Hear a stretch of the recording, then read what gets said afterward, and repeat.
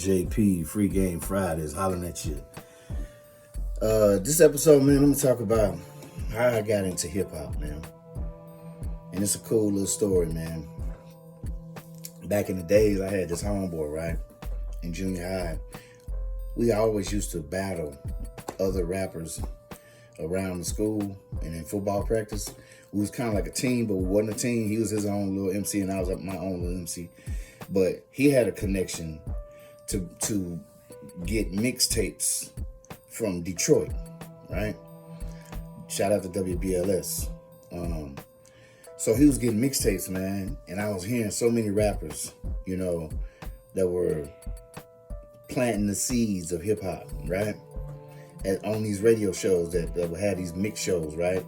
And they play all this music, and it wasn't like a mix show. It was more like they were just playing every rapper that had a record out. So it was like you got to know a lot of rappers that was coming up, you know, from LL Cool J to Steady B and Go Back Schoolie D. You know, all these rappers was being played, right? Busy B and all these things, right? So these tapes this guy was getting, he used to bring them to the hood, right?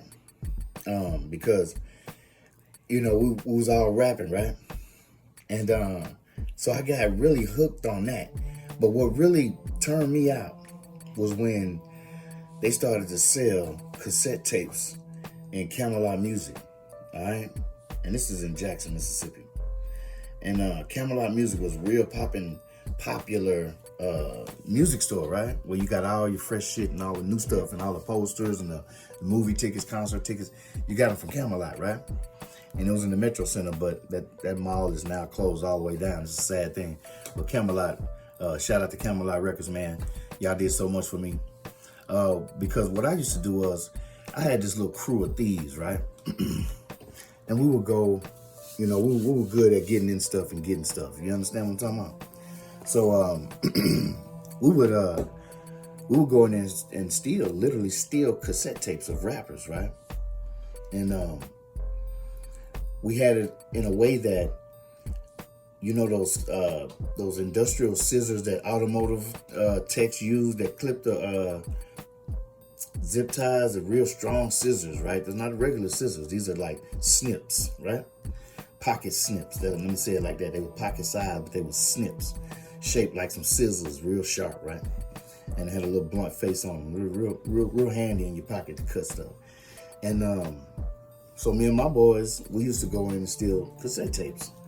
And what I would do is I said, I'm going to steal the best looking cassette tapes, you know, the ones that got nice dope covers that I can really get into, right? So my first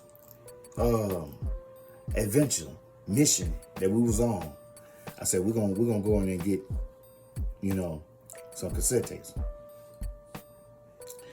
What we would do is one person, it would be like three or four of us. One person would be distracting, because back then, one person would distract the cashier, right? And it was like, it was so laid back, you know what I'm saying, that, you know, there was no cameras back in the days. You know, people minded their business, whatnot. So it was real easy to steal, right? So what we would do, man, we'll have somebody distract the guy at the cashier and talk about a concert coming or whatever's going on, poster or whatever, stuff like that, distract them. And we'll be over there in the rap section where the cassette tapes are stored and on display. And we would clip right at the front of the cassette tape. If you clip that middle part right there, if you clip that, you could pull the whole thing out, right? So we would clip that and get like pop, and now it comes right out. That was the anti-theft device, because it was in this plastic thing that had this long thing on it like a handle. And when you got over to the counter, they just put a key in it and popped the cassette out, right? But back then, they were just in plastic where you pull them out and take them over there. It just looked like an anti-theft device. It was just some weird contraption that they put on them. But anyway, my first cassette tape that I creeped was Ice-T Rhymes Pays, and then I also grabbed Cool J.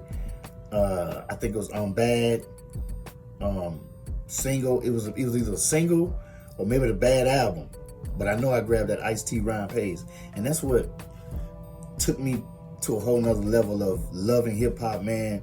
And this is when I realized this is what I wanted to do. You know what I'm saying? Shout out to Ice-T, man. You planted that seed in me. I really appreciate it. And I ain't gonna let you down. You know what I'm saying? I'm definitely gonna put out some music that you appreciate. You know what I'm saying? Shout out to Ice-T, man, because it's a huge influence on me as far as my journey in this hip hop. It's your boy TheOneJP on TheOneJPtv.